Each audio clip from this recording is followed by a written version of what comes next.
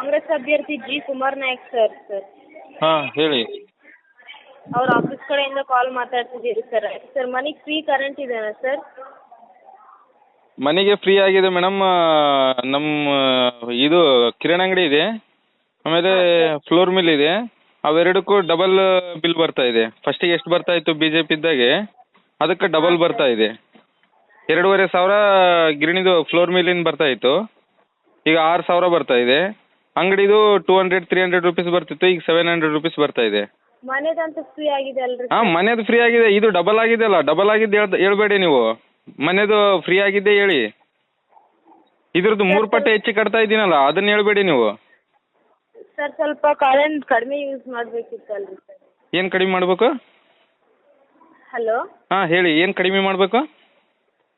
Current sir use ಮಾಡೋದು sir. ಅರೇ madam, current ಕಡಿಮೆ use ಮಾಡೋಕೆ ಅದೇನಾದರೂ ಮನೆಯಲ್ಲಿರೋ ಫ್ಯಾನಾ ಏನು ಕೂಲರಾ?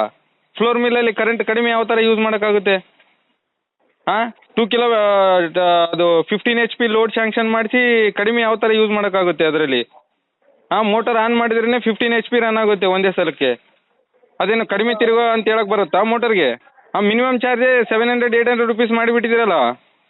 ಏನು ಬೀಸದೆ ಅಸಲು ಫ್ಲೋರ್ ಮಿಲ್ ಸ್ಟಾರ್ಟ್ ಮಾಡದೇ ಇದ್ರೂ ಕೂಡ 700-800 ರುಪೀಸ್ ಕರೆಂಟ್ ಬಿಲ್ ಬರ್ತಾ ಇದೆಯಲ್ಲ.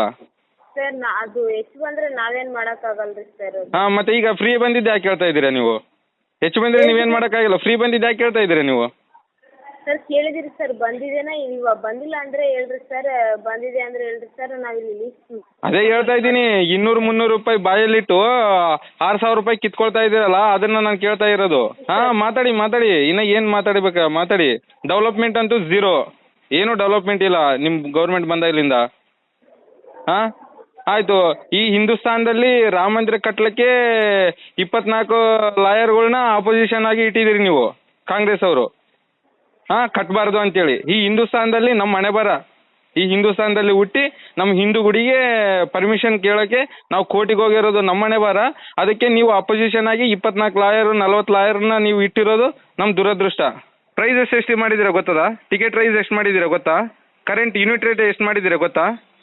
ಹಾಂ, ಯಾವುದಾದ್ರೂ ರಿಜಿಸ್ಟ್ರ್ ಆಫೀಸಿಗೆ ಹೋದರೆ ರಿಜಿಸ್ಟ್ರೇಷನ್ ಫೀ ಯಾವ ಲೆವೆಲಿಗೆ ಮಾಡಿದ್ದೀರಿ ಗೊತ್ತಾ? ಬರೀ 10 ರೂಪಾಯಿಗೆ RTC ಪಾಣಿ ಬರೋದನ್ನು 25 ರುಪೀಸ್ ಮಾಡಿದ್ದೀರಾ, 15 ರೂಪಾಯಿ ಜಾಸ್ತಿ. ಇದೇನಾ ನಿಮ್ಮ ಫ್ರೀ ಗೌರ್ಮೆಂಟು? ಸರ್ ನಿಮ್ಮದು ಏನು? ಅದೇ ಸರ್ 2000 ಫ್ರೀ ಅಂತೀರಲ್ರಿ ಸರ್, ಗೃಹಲಕ್ಷ್ಮಿ ನಿಮ್ಮ ದುಡ್ಡು ನಿಮಗೆ ಕೊಡ್ತಿದ್ದಾರೆ ಸರ್. ಅವ್ರೇನು ಗೌರ್ಮೆಂಟಿಂದ ಅವ್ರ ಮನೆಯಿಂದ ತಂದು ಕೊಡೋದು? ಮತ್ತು ನಮ್ಮ ದುಡ್ಡು ನಮ್ಗೆ ಕೊಡೋಕ್ಕೆ ನೀವು ಯಾಕೆ? ನಮ್ಮ ದುಡ್ಡು ನಾವೇ ತೊಗೊಳ್ತೀವಿ, ನೀವು ಯಾಕೆ? ಗೌರ್ಮೆಂಟ್ ಯಾಕೆ? ನೀವು ಯಾಕೆ ಇಳಿದ್ಬಿಡಿ ಅಲ್ಲ ಸೀಟಿಂದ? ಹ್ಞೂ ಸರ್. ಹಾಂ, ಹೌದು ಸರ್, ನೀವು ಹೇಳೋದನ್ನ ಕರೆಕ್ಟ್ ಬಿಡ್ರಿ.